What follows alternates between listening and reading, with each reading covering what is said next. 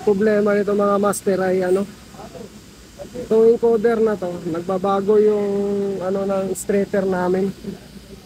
Itong straighter na to.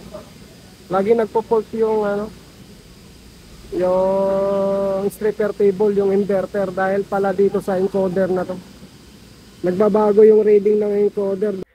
Maluwag na pala yung shafting ng encoder, kaya pala umiwalay na yung pinaka-shafting. Ito yung pinaka-shafting niya, dapat nakadikit yan dito. Kasi dapat ito lang ang pinaka-lock niya. Pero ano nangyari, umiwalay siya. Kaya minsan ito, nagbabago yung input. Nadidili siya or nag-a-advance siya dahil nga dito. Minsan umikot, minsan hindi. Kasi dapat ito, kasama to dito eh.